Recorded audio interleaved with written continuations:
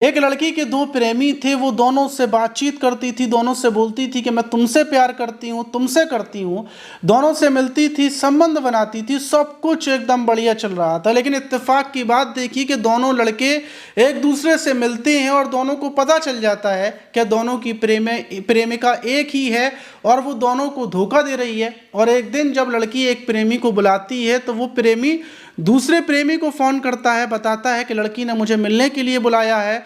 और फिर दोनों प्रेमी अपने अपने दोस्तों को बुलाते हैं, 3 दोस्तों को बुलाते हैं और पांचों मिलकर लड़की से मिलने के लिए पहुंच जाते हैं। और उसके बाद लड़की के साथ बारी बारी से ये लोग रेप करते हैं। वहाँ पर लड़की के साथ गैंग रेप किया जाता है, लड़की के खुद के घर में, और आखिर में उसके प्राइवेट पार्ट में रॉड डालकर उसके सर को ईंट से कुचल देती हैं और उसके बाद फरार हो जाते हैं।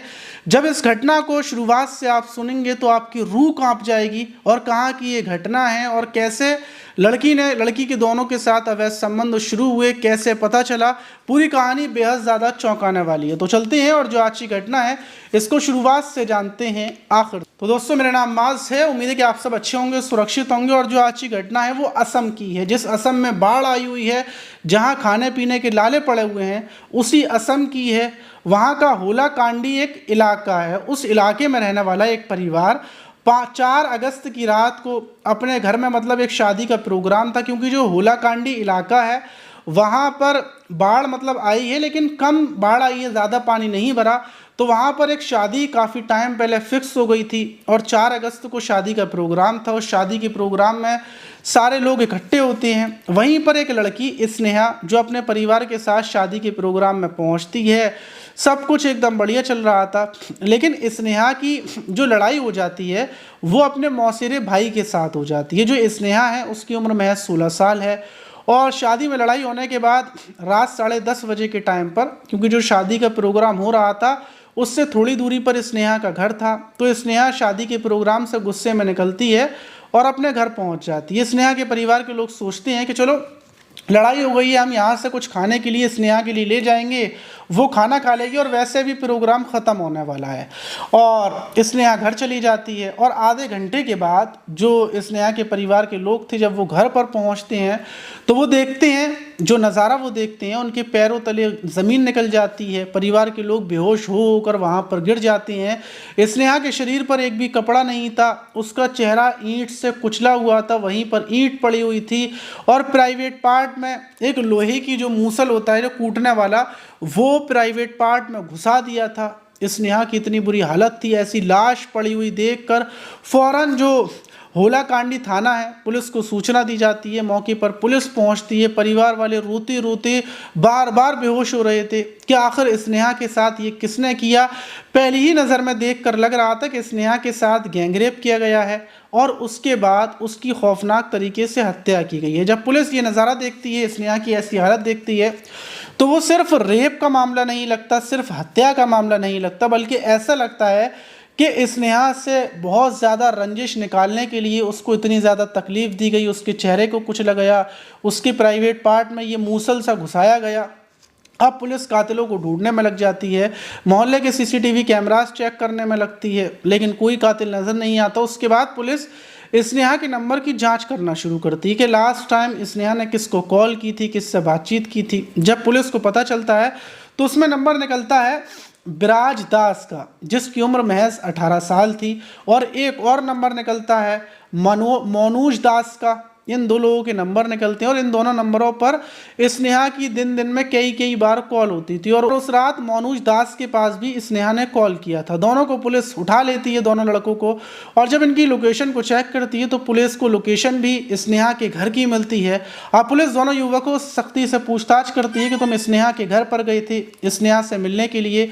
परिवार के लोग भी ये बताते हैं कि स्नेहा घर पर अकेली थी। तो पुलिस का पूरा शक था कि स्नेहा ने इन दोनों में से किसी एक प्रेमी को तो मिलने के लिए बुलाया होगा। जब पुलिस ब्राज से पूछती है, मोनोज से पूछती है, तो दोनों बोलते हैं कि हाँ साहब, हम गए थे और हमने ही स्नेहा की हत्या की, अपने दोस्तों के साथ मिलकर हमने स्नेहा का गैंगरेप करवाया क्योंकि स्नेहा हम दोनों को पागल बना रही थी और इसलिए हमने हत्या कर दी। पुलिस हैरान हो जाती है जब पूरी कहानी शुरुआत से दोनों बताते हैं। पुलिस बल्कि 3 और आरोपियों को गिरफ्तार करती है, जिसमें एक का नाम अपू गलाकर, दूसरे का नाम जगदीश जिसकी उम्र 19 साल थी और एक राहुल जो नाबालिग है जिसकी उम्र लगभग 16-17 साल है। पुलिस इन 3 और आरोपियों को गिरफ्तार करती है, 5 को गिरफ्तार कर लिया जाता है। पूरी कहानी शुरुआत से विस्तार से जब पता की जाती है तो पता ये चलता है कि स्नेहा के प्रेम संबंध शुरुआत में मनोज दास से शुरू हुए थे। मनोज दास से उसकी प्रेम संबंध चल रहे थे, लेकिन उसके बाद वो विराज दास को भी अपना प्रेमी बना लेती है। विराज दास से भी वो मिलती थी, संबंध बनाती थी, अपने घर पर बुलाती थी, बाहर मिलने के लिए जाती थी, सब कुछ एकदम बढ़िया चल रहा था। वहीं जो मनोज दास और विराज दास हैं ये एक ही गांव के रहने वाले हैं और इनकी आपस में एक दूसरे के दोस्तों के ज़रिए मुलाकात हो जाती है। जब मुलाकात होती है आपस में, क्योंकि दोस्तों को तो पता होता है कि उसकी गर्लफ्रेंड वो है, उसकी गर्लफ्रेंड वो है, तो आपस के दोस्त ही एक दूसरे को बताते हैं कि इसकी गर्लफ्रेंड बहुत अच्छी है, स्नेहा है। दूसरे के दोस्त बताते हैं कि इसकी भी गर्लफ्रेंड स्नेहा है और ऐसे कर कर दोनों को पता चल जाता है। जब पता चलता है तो दोनों एक दूसरे को फ़ोटो दिखाते हैं कि स्नेहा मुझसे ही बात करती है, मुझसे भी करती है।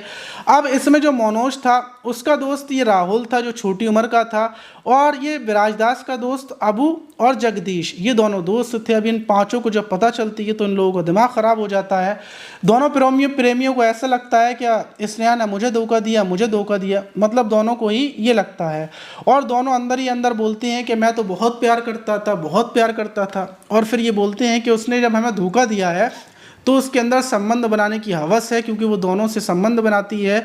हम उसको ऐसा सबक सिखाएंगे कि वो भी याद रखेगी। वहीं 4 अगस्त की रात जब स्नेहा अपने घर पर आती है तो वो विराजदास को फ़ोन कर कर बताती है कि मैं घर पर आ गई हूँ, अकेली हूँ और परिवार के लोग शादी में हैं, उनको आने में देर लगेगी, अगर तुम चाहो तो मुझसे मिलने के लिए आ सकते हो। विराज फ़ौरन ये बात मनोज को बोलता है, मनोज अपने एक दोस्त को बोलता है और ऐसे कर कर ये 5 दोस्त इकट्ठे हो जाते हैं और ये फैसला करते हैं कि आज स्नेहा को सबक सिखाया जाएगा और स्नेहा के घर पर पहुंचते हैं। स्नेहा बेचारी इस उम्मीद में थी, हैरत की बात देखिए कि स्नेहा की जो उम्र थी वो महज 16। स्नेहा इस उम्मीद में थी कि सिर्फ विराजदास आएगा, लेकिन जब वो देखती है कि उसका दूसरा भी प्रेमी है तो वो हैरत में, मतलब उसके पैरों तले ज़मीन निकल जाती है कि आखिर ये क्या हुआ। और 3 और दोस्तों को देखती है, वो नहीं समझ पाती कि उसके साथ क्या होने वाला है। और उसके बाद ये मनोज और विराज दोनों उसके ऊपर टूट पड़ते हैं, पहले उसको मारते हैं, पीटते हैं, फिर इसके 3 दोस्त इसको पकड़ लेते हैं स्नेहा को और दोनों मिलकर स्नेहा के साथ रेप करते हैं। रेप करने के बाद फिर ये बारी बारी से इसके साथ रेप किया जाता है, इसको मारते हैं और जब स्नेहा के साथ 5 लोग बारी बारी से रेप करते हैं, उसकी हालत ख़राब हो जाती है। तो ये जो मनोज दास था ये किचन के अंदर से मूसल लेकर आता है और वो स्नेहा के प्राइवेट पार्ट में घुसा देता है। जब स्नेहा चीखती है तो विराजदास ईंट उठाता है और स्नेहा के सर को कुचल डालता है और उसके बाद ये फरार हो जाते हैं। वहीं ये कहानी जब पुलिस को पता चलती है, परिवार के लोगों को पता चलती है, तो परिवार के लोग गांव के लोगों को लेकर रोड को जाम कर देते हैं और ये मांग करते हैं कि इन 5 आरोपियों को फांसी की सज़ा मिलनी चाहिए, कड़ी से कड़ी सज़ा मिलनी चाहिए। वहीं पुलिस पहुंचती है, गांव के लोगों को समझाती है, बोलती है कि इनके ऊपर कड़ी से कड़ी धाराएं लगाएंगे, क्योंकि इन लोगों ने जिस घटना को अंजाम दिया है वो बहुत ज़्यादा खौफनाक घटना है, इनको बख्शने का तो कोई सवाल ही नहीं बचता। ऐसे कर कर पुलिस परिवार के लोगों को यकीन दिलाती है, फिर जाम खुलता है। लेकिन इस घटना को जिसने भी सुना उसके रोंगटे खड़े हो गए और ये घटना मैंने आपको बताई, ये बताने का मेरा मकसद ये था कि अगर आप किसी के साथ प्रेम संबंध में हैं, चाहे आप लड़का हैं लड़की हैं, तो सिर्फ एक इंसान से रखें। अगर आप अलग अलग लोगों से रखेंगे तो आपके साथ कुछ भी हो सकता है। अब देखिए स्नेहा के प्रेम संबंध विराज के साथ बढ़िया चल रहे थे, मनोज के साथ बढ़िया चल रहे थे, लेकिन जब खुलासा हुआ तो तांडव सा हो गया। अब आप इस घटना पर क्या बोलना चाहेंगे कि इन आरोपियों को क्या सज़ा मिलनी चाहिए, कमेंट बॉक्स में ज़रूर बताइएगा। और दूसरी बात कि जो स्नेहा थी उसके परिवार वालों को भी स्नेहा के फ़ोन को चेक करना था कि वो किससे बात करती है, किसके कांटेक्ट में है, किससे मिलती है। अगर वो लोग भी नज़र रखते तो शायद ये घटना ना होती। आप इस घटना पर क्या बोलेंगे कमेंट बॉक्स में ज़रूर बताइएगा। और दूसरी बात कि मैं आप लोगों के कमेंट्स इस वीडियो में नहीं पढ़ पा रहा हूँ, क्योंकि आज हमने कुछ गरीब छोटे छोटे बच्चे हैं, उनका मन था बिरयानी खाने का, तो उनके लिए हमने बिरयानी बनवाई है और बिरयानी बस बन चुकी है, तो बांटने के लिए जाना है। तो आप लोगों से माफ़ी चाहूँगा, कल जो वीडियो आएगी उसमें आप सारे लोगों के नाम को मैं लूँगा, आपके कमेंट्स को पढ़ूंगा जो आपने पिछली वीडियो में किए थे। आप मेरे चैनल को सब्सक्राइब फॉलो ज़रूर कीजिएगा और अपना नाम कमेंट बॉक्स में ज़रूर लिखिए। मिलते हैं किसी और वीडियो में, जब तक के लिए अपना ख्याल रखिएगा।